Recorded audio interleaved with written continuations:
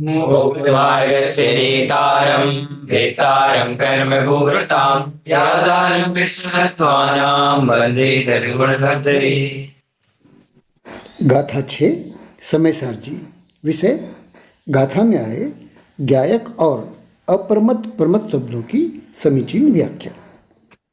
कल गायक भाव लिया था अपन लोगों ने जी जी। इसी गायक भाव को अनिवार्य होने से एक बार और समझ लेते हैं, किंतु किंचित भिन्न प्रकार से। जी। तो ज्ञान के दो भेद कर दो। कितने? दो भेद करने। पहला भेद जिसमें वस्तु झलकती है, ये पदार्थ जिसमें झलकते हैं, वह ज्ञान में को क्या होता है? वस्तु झलकती है ध्यान में। और जो ज्ञान में झलका है उसको जानने की प्रक्रिया का नाम ज्ञायकत्व है। हुआ जी। तो ज्ञान में जो झलका है उसके जानने से ज्ञान ही ज्ञायक बन जाता है। हुआ? जैसे उदाहरण के लिए बगीचे में घूम रहे हो, है ना? हाँ, तो ज्ञान में कितनी सारी चीजें झलकती है। एक भी चीज ऐसी है जो न झलके? बताओ। नहीं। हाँ, सब झलकता है ना। हाँ, लेकिन जानने का विषय क्या बनता है? जिसके ऊपर जहाँ उपयोग जाता है समझ नहीं? हाँ, अगर आपका उपयोग जो साथ में चल रहा है उसके साथ चर्चा में है तो गायक किसको जानेगा? जो चर्चा की जा रही है उसको जानेगा। है ध्यान में कि नहीं? चलो बाकी चीजें क्या रहेगी? ज्ञान में झलकेगा लेकिन उपयोग वहां नहीं होने से उनका गायकत्व नहीं बनता। है ध्यान में कि नहीं है? सरल। जैसे केवल ज्ञान में क्या होता है? सिर्फ झलकता है क्या? हाँ, क्या केवल ज्ञान में गायकपना नहीं है क्या? हाँ? है ना? जी। अगर गायकपना नहीं होगा तो जानेंगे कैसे कि ये इसकी पर्याय है, इसकी पर्याय है? कैसे जानेंगे? नहीं जान जान ही नहीं सकते।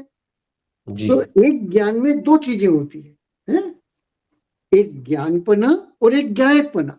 तो यहां पर जिसे गायक कहा है, यहां पर जिसे गायक कहा या गायकत्व कहा, उसी को तत्वार्थ सूत्र जी में उपयोग कहा है। ज्ञान के कितने भेद किए वहां पर? 5 है ना? मति, श्रुत, अवधि, मन, पर्याय और केवल। ठीक है। उसके बाद जीव का लक्षण क्या? ज्ञान कहा क्या? उपयोग को जीव का लक्षण का उपयोगो लक्षणम है ना? हाँ, तो उपयोग क्या है? इसी ज्ञायकत्व का एक अर्थक है, ज्ञायकत्व का पर्यायवाची। है ध्यान में? हाँ, ले चुके हैं ना इस विषय को कि उपयोगवान जीव का उपयोग जिस द्रव्य पर रहता है, जिस वस्तु पर रहता है, जिस तत्व पर रहता है, जिस ज्ञेय पदार्थ पर रहता है ना, वो उसका गायक हो जाता है। ध्यान में क्लियर? सर, हाँ, तो ज्ञानोपयोग से गायकत्व बनता है ध्यान में। इसलिए गायकत्व और ज्ञानोपयोग दोनों एक अर्थक है। हाँ, और ये उपयोग कई धाराओं में चलता है। क्या ये उपयोग कैसा होता है? कई धाराओं में चलता है। जैसे मेरा उपयोग पूरा पढ़ाने पर है ना, और तुम लोगों के चेहरे के हाव भाव पर है। हाँ, लेकिन कमरे में जितनी चीजें हैं वहां नजर नहीं जा रही है क्या? वो ज्ञान का विषय नहीं बन रही है क्या? और चूंकि वे चीजें धारणा में पहले से हैं, इसलिए मैं पूर्व से ही उसका गायक हूं। इसलिए उसके लिए प्रत्यक्ष से गायकत्व करने की जरूरत नहीं है, गायकपना उत्पन्न करने की जरूरत नहीं है, गायकत्व उत्पन्न करने की जरूरत नहीं है। ध्यान में किया है? हाँ सरल जी। हाँ। जैसे वो तस्वीर है ना, अब वो तस्वीर यहां से धुंधली दिख रही है क्या? हुआ? लेकिन मेरी धारणा में है तो मुझे पता है कि वो किसकी तस्वीर है ना, कि नहीं आ रहा है? हाँ जी सर, और मैं उसको ज्यादा जानने की चेष्टा भी नहीं कर रहा हूँ। क्यों? क्योंकि वो धारणा में है। गायब हो चुका है। हाँ, है ना, उसका मैं ज्ञायक हो चुका। वो स्पष्ट। जिन्हें मैं नहीं जानता हूं, यदि उत्सुकता उत्पन्न होगी तो उनको जानने की चेष्टा करूंगा, जी, है ना। और जिनको जानता हूं, उनको चेष्टा नहीं करेंगे। वहां चेष्टा नहीं करूंगा, वहां स्मृति से काम चलेगा। स्मृति और प्रत्यभिज्ञान, प्रत्यभिज्ञान, जी, है ना। कितने भेद हैं? 5 तो इस ज्ञान की, 5 है विज्ञान, तर्क, अनुमान, आगम। ना? सर, जी है ना? तो यहाँ पर क्या आ जाएगा? स्मृति और प्रत्यभिज्ञान से जानते हो। बात पकड़ में आई कि नहीं आई? जी अच्छे से। हाँ जी हाँ, तो ज्ञान की शक्तियां पता चल गई ना। हाँ, ये पदार्थों का झलकाना, ज्ञान का काम क्या है? ये पदार्थों को अपने में झलकाना और फिर उनका ज्ञान करना, ज्ञान से है ना। और जिनका ज्ञान कर लिया उनको धारणा में स्थित करना। वो स्पष्ट। हाँ, तो ये किसका कार्य है? ये एक ज्ञान का कार्य। एक ज्ञान के 3 कार्य हुआ। तो उसमें से यहाँ पर ज्ञायक बना कहा है। क्या कहा है? ज्ञायकत्व को कहा है। हुआ हुआ। ज्ञायक भाव मतलब ज्ञायकत्व। जी आसान हो रहा है ना? हाँ जी जी हाँ, कि ज्ञान में वस्तु झलकेगी। इसलिए हम लोग बोलचाल की भाषा में ज्ञाता और दृष्टा को जानना और देखना कहते हैं। तो जानना और देखना, तो जानना किसको कहोगे? जो झलक रही है। हाँ? झलकने वाले को कहोगे कि जानने को कहोगे? ज्ञायकत्व को कहोगे? झलक रही है उसको जानना। हाँ? तो किसको कहोगे? जानना किसे कहोगे? ज्ञायकत्व को कहोगे? ज्ञायकत्व को। हाँ, कि जो ज्ञान में झलक रहा है उसको कहोगे? ज्ञायकत्व को कहोगे? है ध्यान में कि नहीं आ रहा? सरल। हाँ, जी, तो मैं क्या हूं? ज्ञायकत्व हो गया। हाँ, मैं ज्ञायक हूं। हुआ स्पष्ट? हाँ, हुआ ना आसान जी कि नहीं हुआ? जी हाँ, हो गया। तो अपने आप को क्या जानना है? ज्ञायक कि मैं ज्ञायक हूं, ज्ञायक है ना। और ज्ञायक कैसा हूं? तो मुझ में ज्ञेय पदार्थ झलकते हैं। जो ज्ञेय पदार्थ मुझ में झलकते हैं उनका मैं ज्ञाता होता हूं, और जिनका मैं ज्ञाता होता हूं उन्हीं की धारणा बनती है। जी अरे ध्यान में, तो ये तीनों कार्य किसके हैं? तो एक ज्ञान के ये तीनों कार्य। यहां भी स्मरण में रखना कि पूर्व में कार्य की अपेक्षा ज्ञान के 2 भेद कहे। कितने? 2 भेद। किस अपेक्षा से? कार्य की अपेक्षा से, है ना। और उसी का विस्तार करने पर, क्या? उसी का विस्तार करने पर ज्ञान के 3 भेद हो गए: झलकाना, जानना और धारणा बनाना। हो सर? तो क्या कह रहे हैं ये? मैं कौन हूं?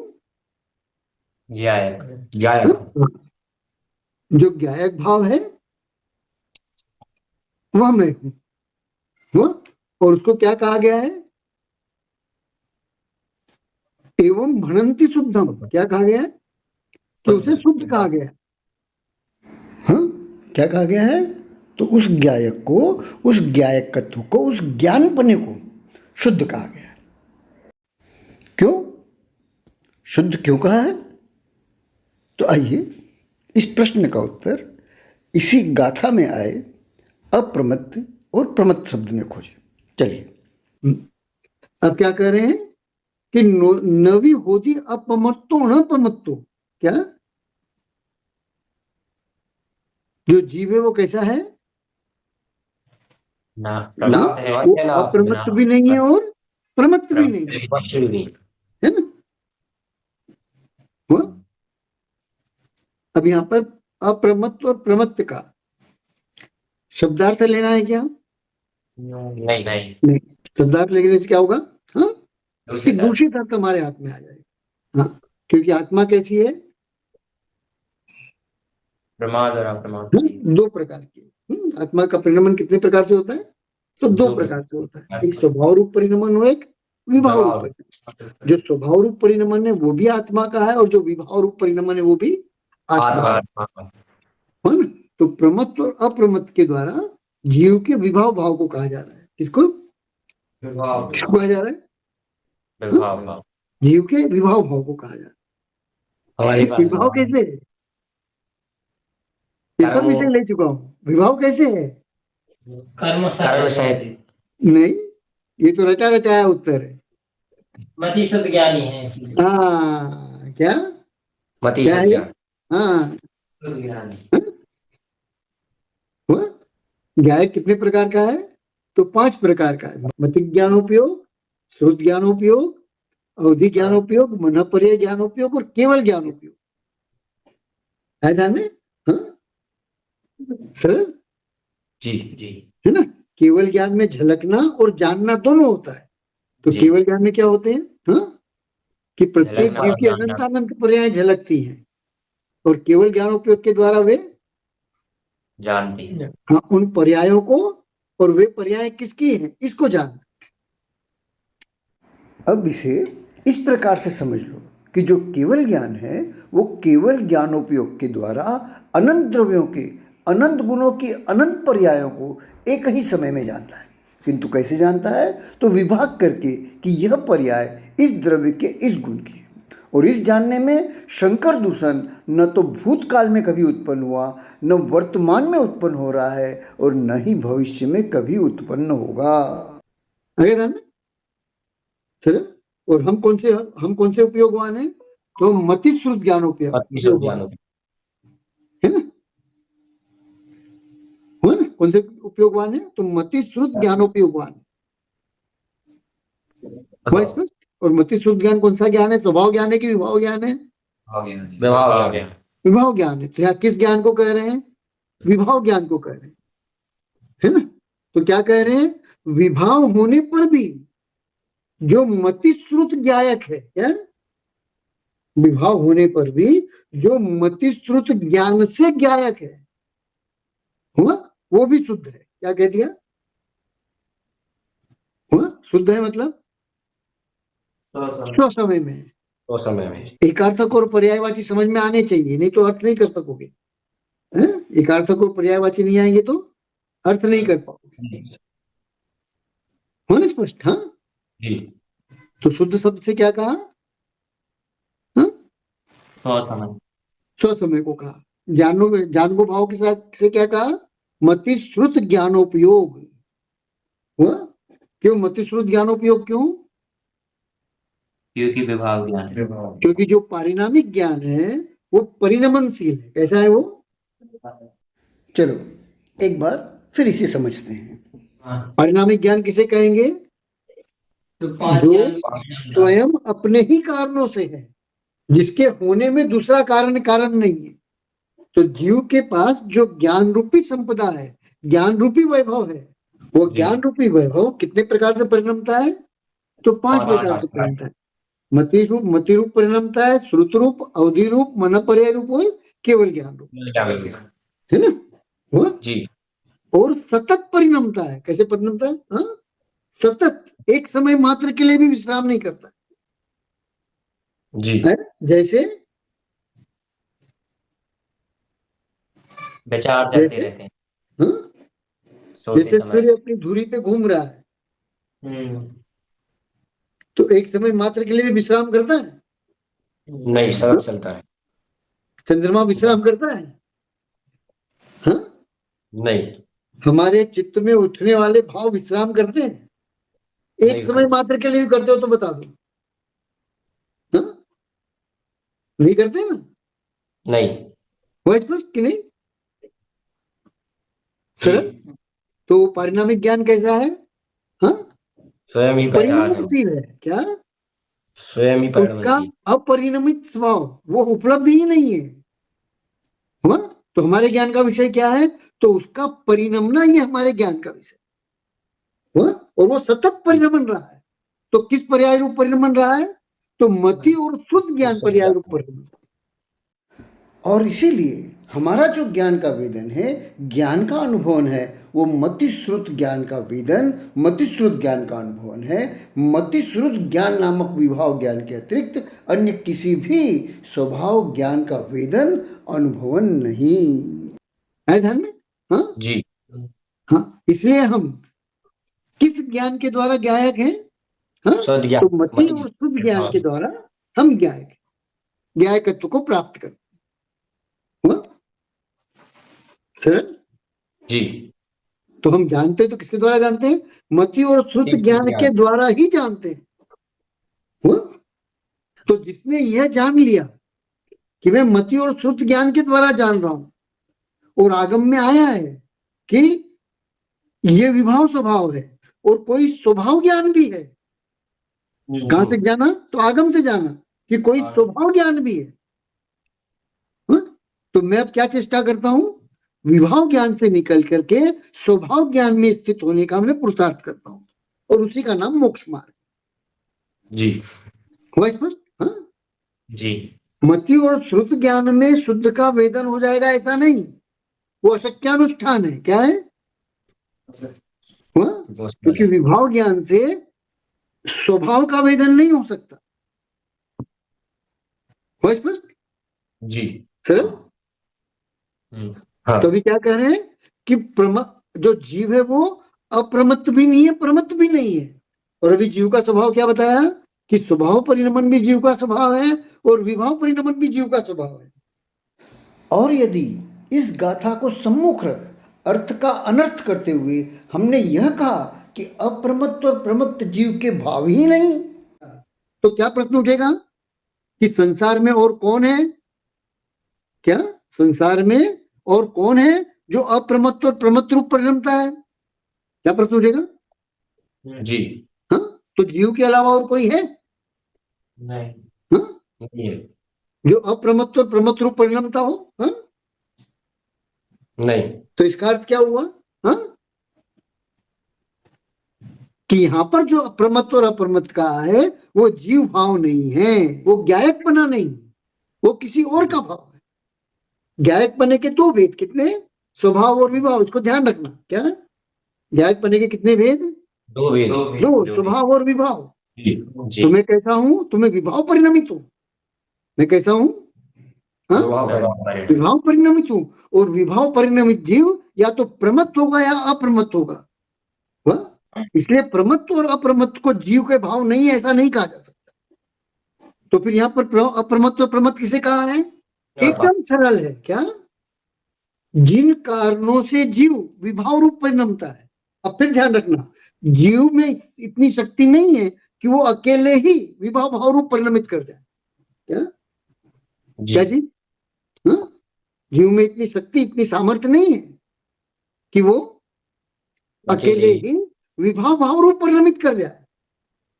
ध्यान में? हाँ, वो जब भी परिणमित करेगा तो अन्य के कारण करे। विभाव रूप कैसे परिणमित करेगा? हाँ? हाँ, अन्य के कारण से परिणमित, क्योंकि वहां पर निमित्त अन्य है, कारण अन्य है? इसलिए अन्य के क्षय से स्वभाव उत्पन्न होता है, ऐसा कहा गया। जी। वो स्पष्ट? हाँ, क्यों? क्योंकि विभाव परिणमित करने के जो कारण थे उनका आपने क्षय कर दिया। उनका क्षय होने से जो जीव है वो विभाव रूप परिणमित होना बंद हो गया। अब विभाव रूप परिणमित होना बंद हो गया और जीव परिणमित स्वभाव है, बगैर परिणमन के वो रह नहीं सकता। तो किस रूप परिणमेगा? स्वभाव रूप परिणमेगा। आगे ध्यान में कि नहीं? सरल है कि नहीं? जी। हाँ, बात पकड़ में आई? जी। जी। हाँ?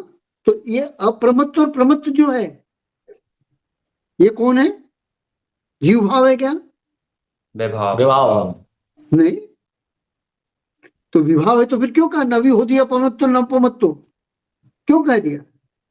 हाँ, तो यहाँ किसको कह रहे हैं?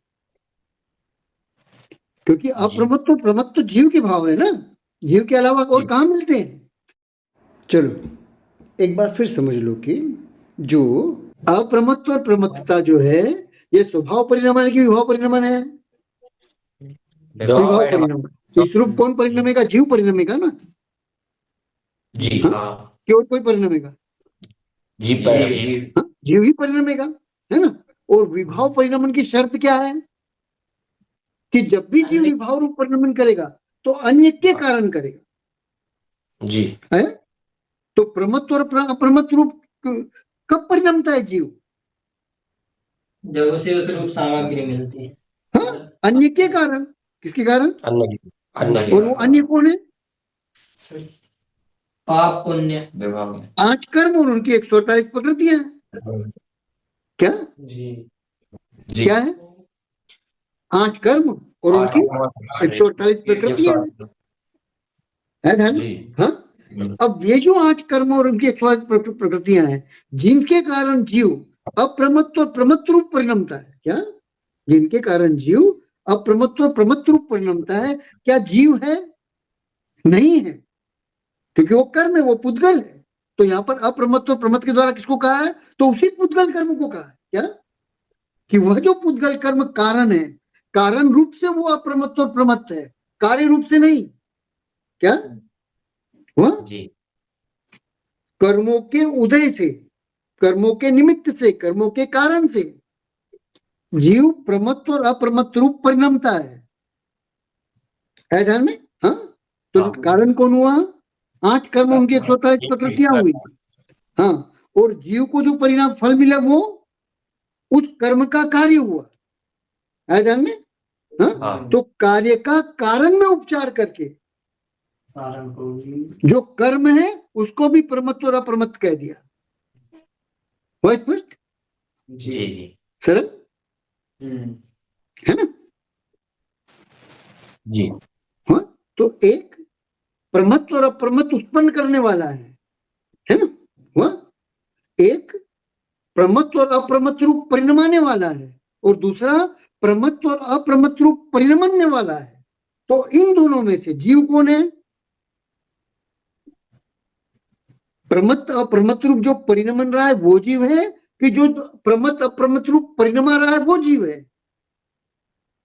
जो परिणाम रहा है परिणाम जो परिणमन रहा है वो जीव है। वो हुआ स्पष्ट कि नहीं? सरल। तो इसका अर्थ क्या हुआ? जो परिणमा रहा है वो जीव नहीं है, और उसकी भी संज्ञा क्या है? प्रमत्त और अप्रमत्त। उसकी भी संज्ञा क्या है? है ना? दोनों के एकार्थक क्या हुए? तो अप्रमत्त का पुण्य और प्रमत्त का पाप हुआ। अप्रमत्त का शुभ और प्रमत्त का अशुभ हुआ जी। हुआ स्पष्ट कि नहीं? जी सरल। कर्म कितने कर्म कितने भागों में विभक्त हैं? तो 2 भागों में, एक पुण्य रूप और एक पाप रूप, एक शुभ रूप और एक अशुभ रूप। हुआ? एक अप्रमत्त रूप और एक प्रमत्त रूप, है ध्यान में कि नहीं आया? जी सरल। हाँ, तो स्थिति क्या है विभाव परिणाम के लिए? एक परिणमाने वाला है और एक परिणमन करने वाला है। तो जो परिणमाने वाला है वो कर्म है, और जो परिणमन करने वाला है वो जीव है वो जीव है। हुआ? तो जो परिणमन कर रहा है उसको यहाँ कह रहे हैं क्या? तो अप्रमत्त भी नहीं है और प्रमत्त भी नहीं है। नहीं हाँ? वो नहीं कि जो परिणमा रहा है उसको कहा जा रहा है। जो परिणाम रहा है। हाँ, और वह व्यक्ति जो इस पुण्य और पाप, शुभ और अशुभ, अप्रमत्त और प्रमत्त रूप कर्मों को यह मानता है कि यही मैं हूं। क्या? हाँ, ये मुझसे अन्य नहीं है, मुझसे पृथक नहीं है, वो सब पर समय में। और जो ऐसा नहीं मानता है ना, कर्मों को परिणमाने वाला मानता है और जीव को परिणमने वाला मानता है, कर्मों को कारण मानता है, और स्वयं जो परिणमन रहा है अप्रमत्त और प्रमत्त रूप, उसको क्या मानता है? कार्य मानता है। और कारण और कार्य जो है भिन्न भिन्न है। क्यों भिन्न भिन्न है? इसे बहुत बार समझाया जा चुका है कि यहाँ कहे गए कार्य और कारण भिन्न भिन्न क्यों है। बताइए कि भिन्न भिन्न क्यों है? हाँ, क्योंकि दोनों के प्रदेश भिन्न है, इसलिए दोनों भिन्न भिन्न, दोनों एक नहीं हो सकते। हुआ कि जिनके प्रदेश भिन्न भिन्न होते हैं वे कभी एक नहीं हो सकते, वे जब भी होंगे तो अनेक होंगे। इसलिए मैं कर्म नहीं हूं। क्या है ध्यान में कि नहीं यार? हाँ, कितनी सी बात समझा रहे हैं यहाँ पर? हाँ, इसलिए मैं कर्म नहीं। मैं कर्म नहीं हूं। जी मुझको पुण्य, मुझ में पुण्य और पाप रूप परिणामों को उत्पन्न करने वाला, मुझ में शुभ और अशुभ भावों को उत्पन्न करने वाला, मुझ में अप्रमत्त और प्रमत्त भावों को उत्पन्न करने वाला कर्म है, और वो जो कर्म है वो मैं नहीं हूं। नहीं। हुआ स्पष्ट कि नहीं? हाँ जी जी सरल? हाँ, जी तो जिसने ऐसी धारणा बना ली है, उस धारणा के लिए कह रहे हैं कि ऐसी धारणा वाला जो है वो शुद्ध है। हुआ स्पष्ट? हाँ, और जानू भाव का अर्थ क्या हुआ? कि मैं जानने वाला हूं। किसको? जो मुझे प्रमत्त और अप्रमत्त रूप परिणमा रहे हैं उनको मैं जानने वाला हूं। क्या जानू भाव का अर्थ क्या हुआ? हाँ, प्रमत्त और अप्रमत्त रूप हाँ, परिणाम। है ध्यान में कि मैं अपनी अकेले की सामर्थ्य से, मैं अपनी निज की सामर्थ्य से, मैं जी अपने अकेले के बलबूते पर प्रमत्त और अप्रमत्त रूप नहीं परिणमन कर सकता। मैं जब भी परिणमन करूंगा तो 8 कर्म और उनके 148 प्रकृतियों के कारण करूंगा, है कि नहीं? जी हुआ? और मैं ये जान गया हूं कि मैं वो नहीं हूं। क्या क्या जान गया हूं? मैं कर्म नहीं हूँ। हाँ? मैं वो कर्म नहीं हूं जो मुझे परिणाम आता है। जी हुआ? जी अच्छे समझ में आ रहा है ना? हाँ, जी जी कि किसको जानना है? हाँ, जो कि पुद्गल कर्म को जानना है। किसको जानना है? कि जो पुद्गल कर्म है वो मैं नहीं हूं। हुआ स्पष्ट कि नहीं? सरल? जी जी और मैं किसका ज्ञायक हूं? तो उन पुद्गल कर्मों का ज्ञान। कर्मों का ज्ञायक हूँ। हाँ, और उन पुद्गल कर्मों का ज्ञान मुझे कहां से मिला? सत केवलियों से। हाँ, तो केवली और शुद्ध केवलियों से मिला। क्यों केवली और शुद्ध केवलियों से मिला? क्योंकि वो हमारे ज्ञान का है। क्योंकि संसार में काम संबंधी और भोग संबंधी कथा पढ़ने वाले तो बहुत हैं, जी है ना? लेकिन तू कर्म नहीं है ये समझाने वाले सिर्फ केवली और शुद्ध केवली है। और उनके समझाने से मेरे आचार्य के जो आचार्य थे उनको समझ में आया। मेरे आचार्य के आचार्य के आचार्य के जो आचार्य थे उनको समझ में आया, और उन्होंने अपनी परंपरा के अंदर मेरे जो गुरु है, मेरे जो आचार्य हैं, उन तक पहुंचाया और उनसे मुझ तक आया। मुझ तक आया मतलब कुंदाचार्य जी तक आया। क्यों? क्यों ऐसा क्यों? क्योंकि ग्रंथ कौन लिख रहे हैं? तो कुंदाचार्य जी लिख रहे हैं। तो वहां जो मैं शब्द का प्रयोग होगा वो कुंदाचार्य जी के लिए। वो स्पष्ट? हाँ जी तो कुंदाचार्य जी कह रहे हैं कि यदि ऐसा नहीं होता तो क्या मैं जान सकता था कि पुराने परिणमाने वाला कोई और है और परिणमने वाला मैं हूं? अब यहाँ एक अनिवार्य प्रश्न है कि मैं ज्ञेय अर्थात जानने योग्य पदार्थों का ज्ञान कैसे करता हूं? तो मैं उन ज्ञेय अर्थात जानने योग्य पदार्थों का ज्ञान उन ज्ञेय अर्थात जानने योग्य पदार्थ रूप परिणमन करते हुए करता हूं, अपरिणमित होते हुए नहीं। ऐसा कौन कहता है? हाँ, ऐसा कौन कहता है? तो ऐसा प्रवचन सार जी की गाथा 42 में कुंदाचार्य जी कहते हैं। और इसका भी अर्थ क्या हुआ? और इसका भी अर्थ क्या हुआ? तो यही कि जब मैं आगम से किसी ज्ञेय पदार्थ का ज्ञान करूंगा तो उस ज्ञेय पदार्थ को कहने वाले शब्द वो उसके अर्थ रूप परिणमते हुए करूंगा। और जब व्यावहारिक प्रत्यक्ष प्रमाणगत किसी पदार्थ का ज्ञान करूंगा तो उस ज्ञेय पदार्थ रूप परिणमन करते हुए करूंगा। और इन ज्ञेय पदार्थ रूप कौन परिणमेगा? इन ज्ञेय पदार्थ रूप कौन परिणमेगा? तो मेरा जो मतिश्रुत ज्ञान है वह मतिश्रुत ज्ञान ही परिणमेगा। जी सरल? हाँ है ना? हाँ, तो स्व समय कौन है? स्वतः में ज्ञायक। ज्ञायक कौन? ज्ञायक किस चीज का ज्ञायक? जो परिणमाने वाला है वो 8 कर्म और 108 उसकी 148 प्रकृतियां हैं। जी जी उनका परिणमाने वाले कौन है? हाँ, 8 कर्म और 148। और मैं तो परिणमन करने वाला हूं। जी है ध्यान में कि नहीं? सर, और मैंने जी क्या जान लिया है कि ये 8 कर्म उसके 148 प्रकृतियां जो है वो मैं नहीं। मैं नहीं। हाँ, कितने में विभाजित है वो प्रकृतियां? तो पुण्य और पाप में विभाजित है, शुभ और अशुभ भाव में विभाजित है, अप्रमत्त और प्रमत्त भाव में विभाजित है। आगे ध्यान में कि नहीं? हाँ सर, तो कितनी सी बात जाननी है कि मैं वो कर्म नहीं हूं। हाँ? ये 8 कर्म क्या है? तो कारमान शरीर है। तो इसके द्वारा मैंने क्या जाना कि जो कारमान शरीर है वो भी मैं नहीं हूं, जो तेजस शरीर है वो भी मैं नहीं हूं, वह जो वैक्रिक शरीर है वो भी मैं नहीं हूं, जो औदारिक शरीर है वो भी मैं नहीं हूं। स्पष्ट? ये चारी शरीर के नाम क्यों कहे मैंने? आहारक शरीर क्यों मना कर दिया? क्योंकि उससे क्योंकि आहारक शरीर सम्यक दृष्टि साधु के उत्पन्न हो। जी। तो जो स्व समय है उसको उत्पन्न हुआ हो तो जानता ही है किसी ये आहारक शरीर में नहीं हूं। स्पष्ट? जी। सरल? हाँ। जी। तो ज्ञायक शब्द का अर्थ क्या हुआ यहाँ पर? जानने वाला। किसको जानने वाला? हाँ, तो वही जो गाथा दो में चल रहा है, जो पुद्गल कर्म में स्थित है ना? हाँ, तो ये अब तक क्या मानता था? हाँ, कि जो पुद्गल कर्म है ना, वो मैं क्या मानता था अब तक? वो जो मैं हूं वो पुद्गल कर्म है, और जो पुद्गल कर्म है वो मैं हूं। हम दोनों में कोई अंतर नहीं, हुआ? हम एक ही हैं।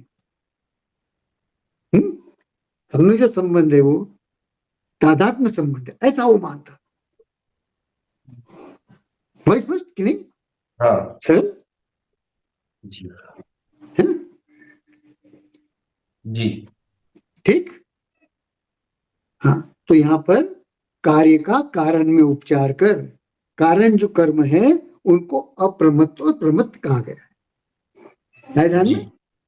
और ज्ञायक शब्द के द्वारा क्या कहा गया है? हाँ, कि मैं जान गया हूं क्या कि ये जो अप्रमत्त पुण्य रूप जो कर्म है वो, और प्रमत्त जो पाप रूप जो कर्म है वो, ये दोनों ही मैं नहीं है ना जी। मैं तो इनको जानने वाला हूं। क्या जानने वाला? कि नहीं आ रहा? हाँ? और किसके द्वारा जाना है मैंने? हाँ? तो अपने मति श्रुत ज्ञान के द्वारा मैंने जाना है। हुआ? और किसके जन्माए जाने पर जाना है? हाँ? तो केवली और शुद्ध केवलियों के कहने पर मैंने जाना। उस परंपरा में जो आचार्य हुए हैं उन आचार्यों के निर्देश के अनुसार मैंने जाना। हुआ स्पष्ट? जी। थोड़ा सा समझने में और थोड़ा सा बोलने में कठिन है, लेकिन आ जाएगा। थोड़ा प्रयास करोगे, पुरुषार्थ करोगे ना, हाँ? अभ्यास करोगे तो आ जाएगा। हो रहा है स्पष्ट? हाँ, सबसे पहले क्या समझना है कि ज्ञायक भाव किस चीज का है? मैं। हाँ, तो इसको जानने के लिए पहले अप्रमत्त और प्रमत्त को जानना होगा। ज्ञायक को जानने के लिए पहले पहले क्या करना होगा? क्योंकि ज्ञायक है तो किसी का ज्ञाता तो होगा ना। मैं ज्ञाता नहीं होगा तो ज्ञायक कैसे होगा? नहीं हो सकता है नहीं? हाँ जी। तो किसको जानूंगा मैं? अप्रमत्त और प्रमत्त को, कि मैं प्रमत्त भी नहीं हूं और अप्रमत्त भी नहीं हूं, अपितु इनका ज्ञाता हूं। तो अप्रमत्त और प्रमत्त कितने प्रकार के हैं? तो दो प्रकार के हैं। एक वो जो परिणमाता है और दूसरा वो जो परिणमता है। जी। हो ना? क्या एक परिणमता है, ये क्या है? एक परिणमाने वाला है और एक परिणमने वाला है जी। है? और जो परिणमाने वाला है वो कौन है? तो 8 कर्म उसके 148 प्रकृतियां हैं, जिसको कितने भागों में विभाजित किया है? तो 2 भाग में विभाजित किया है। कुछ कर्म है जिनको पुण्य कहा जाता है और कुछ कर्म उनको पाप कहा जाता है। हुआ? कुछ कर्म है जिनको अप्रमत्त कहा जाता है, कुछ कर्म है जिनको प्रमत्त कहा जाता है। हुआ? कुछ कर्म है जिनको शुभ कहा जाता है और कुछ कर्म उनको अशुभ कहा जाता है। हुआ कि नहीं? तो ये जो परिणमाने वाले कर्म है इसका मैं ज्ञायक हो गया। क्या है जान? हाँ, तो ज्ञायक समझ में आ गया? हाँ, यहाँ एक बार फिर समझ लो कि ज्ञायक बगैर अप्रमत्त और प्रमत्त को जाने नहीं समझ में आएगा। ज्ञायक कहाँ लगाओगे बताओ? प्रमत्त और अप्रमत्त। हाँ, हाँ, विषय चाहिए कि नहीं ज्ञायक को? हाँ? क्योंकि जो ज्ञान में झलकेगा उसका ज्ञायक होगा ना। हाँ? तो ज्ञान में क्या झलका? तो कह रहे हैं कि अप्रमत्त और प्रमत्त झलका। तो ज्ञायक ने क्या जाना कि अप्रमत्त में भी नहीं हूं, मैं प्रमत्त भी नहीं हूं। तो कौन सा वाला अप्रमत्त और प्रमत्त में नहीं हूं? तो जो परिणमाता है वो प्रमत्त और अप्रमत्त में नहीं हूं, लेकिन जो परिणमता है वो मैं हूं। और मैंने क्या जान लिया है? हाँ? कि ये मैं नहीं हूं और इनके क्षय करने पर ही मेरा जी। प्रमत्व और अप्रमत्व रूप जो परिणमना है वो बंद हो सकेगा, नहीं तो नहीं हो। हुआ जी। कि नहीं सर? जी। तो मुझे मोक्ष प्राप्त करना है तो क्या करना होगा? हाँ? इन प्रमत्व और अप्रमत्व विभाजित में विभाजित जो कर्म है इनका क्षय करना होगा। हाँ? ये पूरी फिलोसॉफी यहाँ आ जाएगी, पूरा दर्शन यहाँ आ जाएगा। हाँ? हाँ? एवं भनन्ति शुद्धम, क्या है ना? एवं किस लिए आया? इस प्रकार। किस लिए आया? इस प्रकार। हाँ, उसे शुद्ध कहा गया है। किसे? ज्ञायक भाव को। ज्ञायक भाव। तो ज्ञायक भाव को शुद्ध क्यों कहा जाएगा? तो एक ही कारण है कि जो कर्म है उसको पर मान, परमानता है। हाँ सर, और अपने स्वभाव और विभाव को स्व जान। क्योंकि जब तक वो स्वभाव और विभाव को जानेगा नहीं कि ये मेरे स्वभाव विभाव है, तब तक विभाव से मुक्त होने का और स्वभाव में स्थित होने का पुरुषार्थ कैसे करेगा? और अगर उसने ये कह दिया कि जो अप्रमत्त भाव है वो भी मैं नहीं हूं, जो प्रमत्त भाव है वो मैं भी नहीं, तो प्रश्न का उत्तर दो कि फिर किसके हैं? क्योंकि पुद्गल तो प्रमत्त अप्रमत्त रूप परिणमन नहीं कर सकते। पुद्गल ही नहीं अपितु धर्म अधर्म आकाश और काल भी अप्रमत्त प्रमत्त रूप परिणमन नहीं कर सकते। तो किसके हैं फिर? जीव। है ध्यान में कि नहीं सर? हाँ? हुआ ना स्पष्ट कि नहीं हुआ? खाली शब्दों के बहकावे में नहीं आना। क्या क्या नहीं करना? हाँ, ये जो शैली है बहुत कठिन शैली है। क्या? कुंदकुंदाचार्य जी की शैली बहुत जटिल, बहुत कठिन शैली है, कहीं की कहीं में ले जाने वाली शैली। और इसको ग्रंथांतरों का बल होगा तो सम्यक अर्थ में आ सकोगे, और ग्रंथांतरों का आपके पास बल नहीं होगा तो आप सम्यक अर्थ ग्रहण नहीं कर सकते, है ना? उसमें न्याय, निक्षेप, भंग और न्याय, इनका बल बहुत जरूरी है। न्याय मतलब युक्तियां, इनका बल रहेगा तो समीचीन अर्थ में स्थापित हो जाओगे, नहीं तो नहीं हो पाओगे। आगे ध्यान में कि नहीं सरल? हाँ, तो अप्रमत्त और प्रमत्त भाव कितने प्रकार के हैं? दो प्रकार के। दो प्रकार एक वो के जो पुद्गल में पाए जाते हैं, दूसरे वो जो जीव में पाए जाते हैं। पाए जाते हैं। पुद्गल में किस रूप पाए जाते हैं? तो परिणमाने के गुण रूप पाए जाते हैं। जीव को परिणमाने के गुण रूप पाए जाते हैं। और जीव में अप्रमत्त प्रमत्त किस रूप मिलते हैं? तो परिणमित होते हुए मिलते हैं। हुआ स्पष्ट सरल? है ना? तो एवं भनन्ति शुद्धम, इस प्रकार उसे क्या कहा गया है? हाँ? शुद्ध कहा गया। शुद्ध कहा गया मतलब स्वसमय कहा गया। तो मिल गया इस प्रश्न का उत्तर कि ज्ञायक को शुद्ध क्यों कहा गया है। हाँ, हुआ स्पष्ट? हाँ, तो फिर ध्यान रखना, वैभाविक ज्ञान होते हुए भी उसको शुद्ध कहा गया है। तो यहाँ पे शुद्ध शब्द का अर्थ क्या हुआ? जो भ्रांति थी उससे जो जो निवृत्त हो गया वो शुद्ध शब्द का अर्थ है। शुद्ध शब्द का अर्थ क्या है? स्वसमय का अर्थ क्या है? जिसकी भ्रांतियां निवृत्त हो गई है, जिनकी भ्रांतियां चली गई है, जिनकी भ्रांतियों का अभाव हो गया है, हुआ? और जो समीचीन अर्थ में स्थापित हो गए। जी। हुआ? ये शुद्धोपयोग वाला शुद्ध नहीं है, ध्यान रखना। क्या है ना? शब्दानाम अनेक अर्थ, शब्दों के अनेक अर्थ होते हैं। ठीक?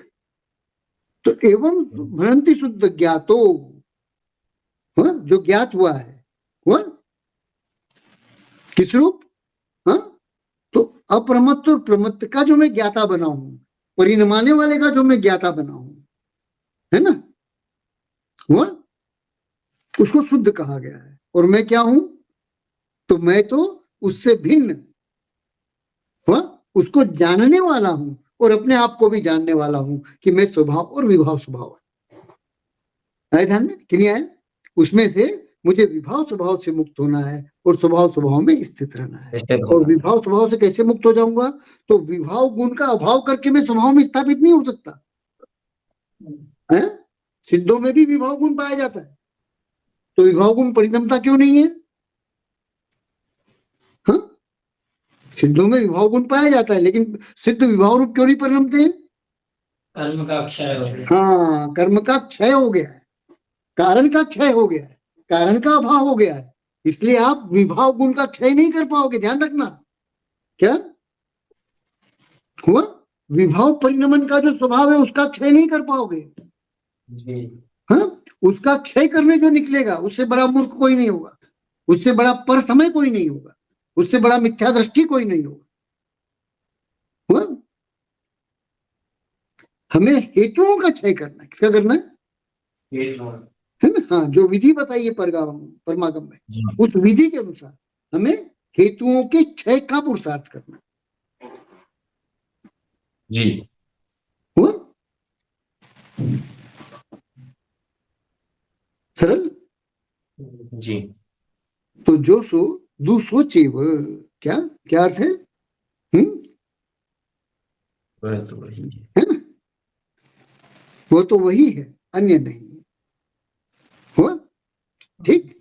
अब इसमें कोई शब्द अगर नहीं समझ में आया तो पूछ लो, चल देख लो गाथा का अर्थ कर सकते हो कि नहीं।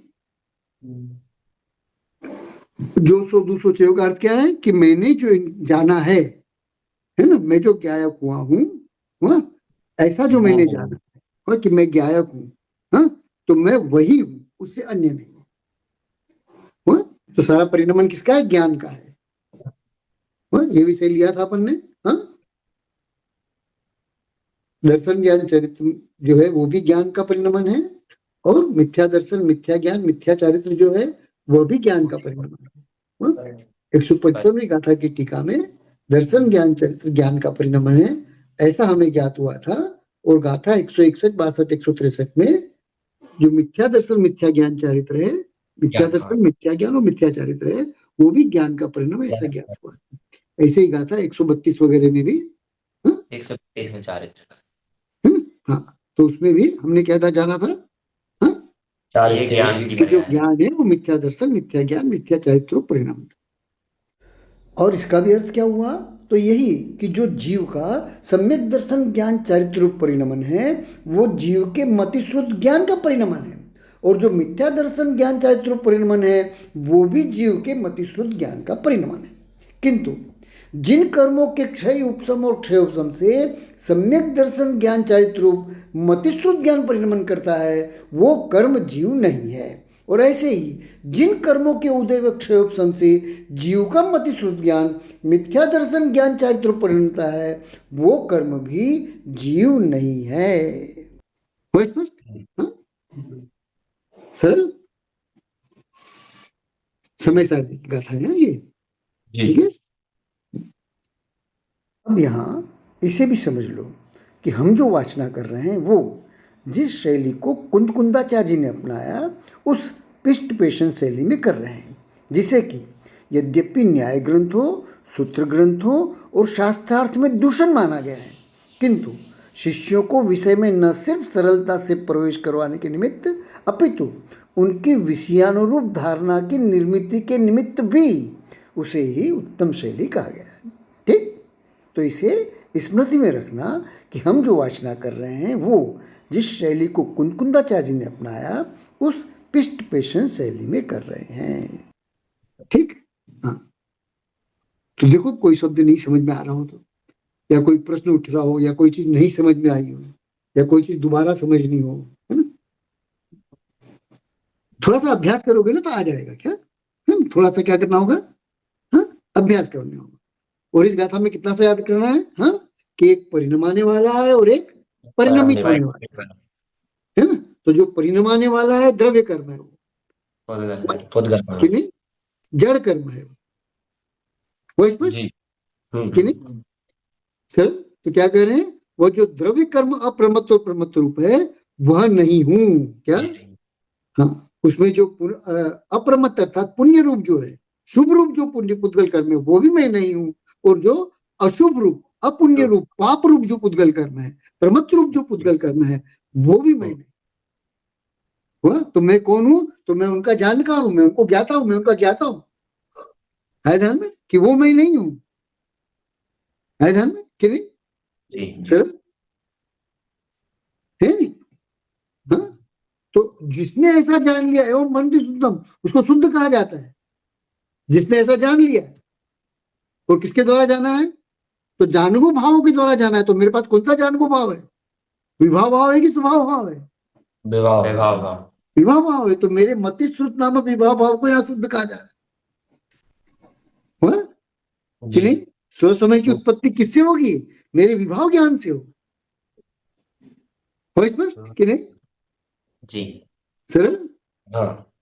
क्योंकि अन्य कोई उपाय नहीं है जानने का। विभाव ज्ञान के अलावा कोई उपाय है जानने का? हाँ? नहीं। कोई उपाय नहीं। हुआ ना? हाँ? फिर आगे क्या कर दिया? जो ज्ञायक रूप से ज्ञात हुआ है, ज्ञात, हाँ, ज्ञातो बना ना फिर संस्कृत में, नीचे सूत्र छाया में क्या दिया? नादो का ज्ञातो, तो ज्ञाता बनेगा, क्या बनेगा? ज्ञाता। हाँ, हुआ? तो ज्ञायक रूप से जो ज्ञात हुआ है ना, वह तो वही है, अन्य कोई नहीं। हुआ? उद्गल को कर्म को जानने वाला जो ज्ञायक रूप से हुआ है, ज्ञायक रूप से मुझे ज्ञात हुआ है, वो वही स्वभाव और विभाव स्वभावी आत्मा का ज्ञान है। तो स्व समय किसे कहते समझ में आ गया? हाँ? उद्गल कर्म प्रदेशों में स्थित समझ में आ गया? जी। हाँ? दूसरी गाथा का अभाव कर दोगे तो ये गाथा समझ में नहीं आएगी, है ना? ठीक। हाँ, ठीक। और मैंने ज्ञात जो है, ज्ञात है, जो कहा है क्या? जो ज्ञात हुआ है, तो कैसे ज्ञात हुआ है? तो इसको भूलना नहीं। श्रुत केवलियों की परंपरा से मुझे ज्ञात हुआ है। केवली श्रुत केवलियों की परंपरा से मुझे ज्ञात हुआ है। वो परंपरा जो यहाँ तक मुझ तक आई है, उस परंपरा से मुझको ज्ञात हुआ कि नहीं? हाँ? नहीं तो मैं भी उसका जानकार नहीं होता। हाँ? सर जी। और उनके अलावा संसार में और कोई भी जो है इस रहस्य को बताने वाला नहीं है। जो है वो या तो काम संबंधी कथा को बताने वाले हैं या भोग संबंधी कथा को बताने वाले। और बहुत हुआ तो संशय विपर्य अनध्यवसाय सहित अर्थात समारोप सहित तत्व को बतलाने वाले हैं। हुआ? जी। स्पष्ट? हाँ, जी। तो पूरा करें फिर।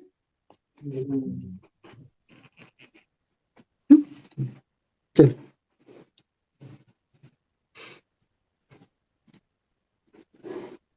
चावड़ी ज्ञान से सूझे लोकालो, सोवाणी मस्तक धनु सदा दे तुलो। हे जनवाड़ी भारती तो जगो दिन रे, जो तेरी शरणागति सो पावे सुख चैन। देव जुगयंत को गुरु सियो निर्ग्रंथ, दया धर्म पालो सदा यही मोक्ष का।